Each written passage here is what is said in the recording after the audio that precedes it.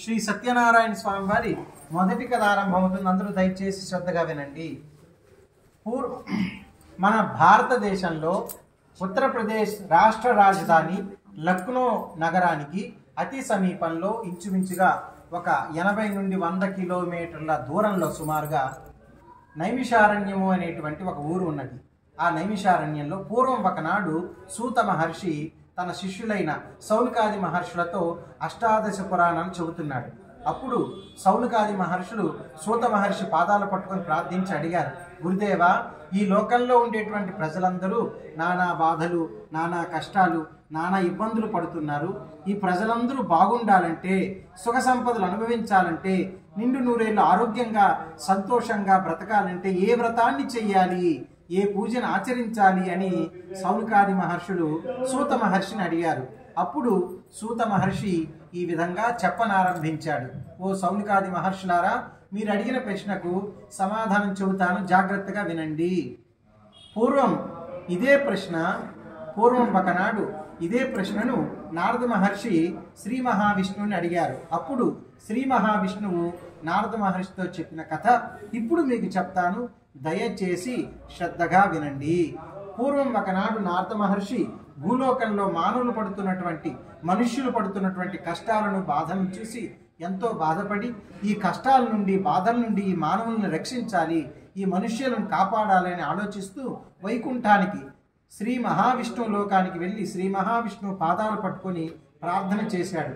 ఆ ప్రార్థనకి సంతోషించాడు శ్రీ మహావిష్ణువు.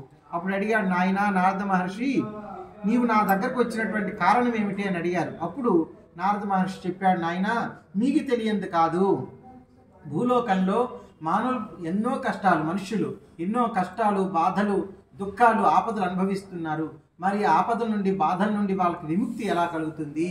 ఏ పూజలు చేస్తే, ఏ వ్రతాన్ని చేస్తే వాళ్లకు సుఖ సంపదలు కలుగుతాయి, కష్టాలు తొలగిపోతాయి, పేదరికం తొలగిపోతుంది, ఆనందము, సంతోషం కలుగుతుంది, స్వర్గప్రాప్తి కూడా చివరకు లభిస్తుంది అని అడిగితే అప్పుడు శ్రీ మహావిష్ణువు ఈ విధంగా చెప్పాడు, నాయన, నీవు చాలా గొప్పవాడివి, మనుషులంతా బాగుండాలని, లోకానికి మంచి జరగాలని చాలా మంచి ప్రశ్న అడిగావయ్యా. నీవు అడిగినటువంటి ప్రశ్నకు సమాధానం చెబుతాను, జాగ్రత్తగా వినుము. మనుషులంతా కూడా, ఈ మానవ జాతి ప్రజలందరూ బాగుండాలంటే, ప్రజలందరూ సంతోషంగా సంపదలు అనుభవించి సుఖంగా బ్రతకాలంటే శ్రీ రమా సహిత వీర వెంకట సత్యనారాయణ స్వామి వారి వ్రతాన్ని తప్పకుండా చెయ్యాలి. సత్యనారాయణ స్వామి వారు అంటే ఎవరో కాదు, సాక్షాత్తు నేనే, అంటే శ్రీమన్నారాయణుడే, శ్రీహరియే, శ్రీ మహావిష్ణువే, శ్రీ విష్ణుమూర్తే, శ్రీహరియే, శ్రీ లక్ష్మీనారాయణుడే, శ్రీమన్నారాయణుడే, శ్రీ బదరీ నారాయణుడే సత్యనారాయణ స్వామిగా అవతారం దాల్చి ఉన్నాను. అలాగే సత్యనారాయణ స్వామి వారి భార్య పేరు రమాదేవి. రమాదేవి ఎవరంటే సాక్షాత్తు లక్ష్మీ తల్లి. శ్రీమన్నారాయణుడు సత్యదేవుడుగాను, అలాగే లక్ష్మీ తల్లి రమాదేవి గాను అవతారం దాల్చున్నాం మేమిద్దరం కూడా.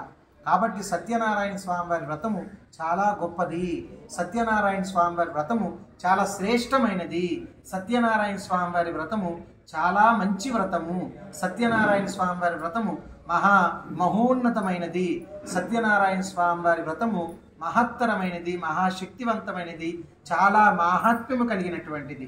సత్యనారాయణ స్వామి వారి వ్రతము మహోత్కృష్టమైనటువంటి వ్రతము.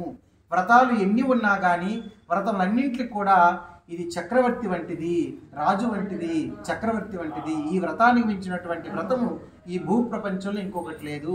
సత్యనారాయణ స్వామి వారి వ్రతము చాలా శ్రేష్టమైనది, పవిత్రమైనది. సత్యనారాయణ స్వామి వారి వ్రతాన్ని ఏ మనుష్యులైతే, ఏ ప్రజలైతే ఆచరిస్తారో వారు నిండు నూరేళ్లు సుఖ సంపదలతో, ఆయురారోగ్య భోగభాగ్యాలతో, సిరి సంపదలతో సంపదలు అనుభవించి సుఖంగా బ్రతికి చివరకు స్వర్గాన్ని పొందుతారు. వివాహం కాని వారు ఈ వ్రతం చేస్తే తప్పకుండా వివాహం జరుగుతుంది. సంతానం లేని వారు ఈ వ్రతం చేస్తే తప్పకుండా సంతానం కలుగుతుంది. ఇల్లు లేని వారు ఈ సత్యనారాయణ స్వామి వారి వ్రతం చేస్తే తప్పకుండా ఇల్లు లభిస్తుంది. 4 వర్ణాల వారు, స్త్రీలు, పురుషులు, అన్ని కులాల వారు ఈ వ్రతం చేసుకోవచ్చు.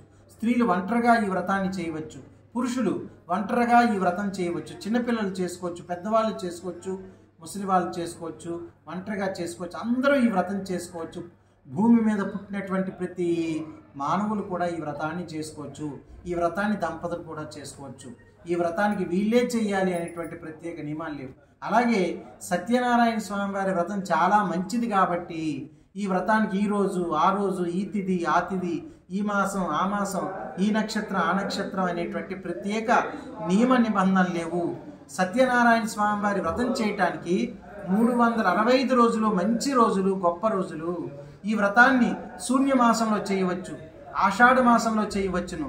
అలాగే ఇప్పుడు సంక్రాంతి ముందర మనకి అమావాస్య తర్వాత పుష్యమాసం వస్తుంది. పుష్యమాసంలో కూడా ఈ వ్రతాన్ని చేసుకోవాలి.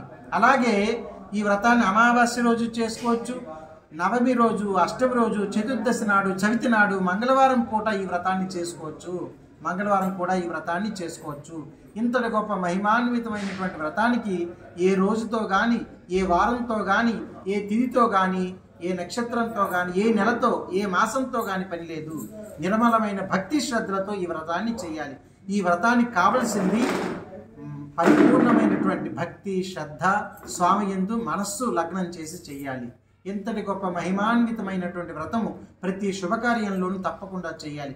గృహప్రవేశంలోను, వివాహంలోను, ఉపనయనంలోను ఏ శుభకార్యం జరిగినా మన గృహంలో తప్పకుండా ఈ వ్రతాన్ని చేసుకోవాలి. అలాగే వివాహం తర్వాత ప్రతి సంవత్సరం జరుపుకునే పెండ్లి రోజు పండుగలు, వెడ్డింగ్ యానివర్సరీస్లో కూడా ఈ వ్రతాన్ని చేసుకోవాలి.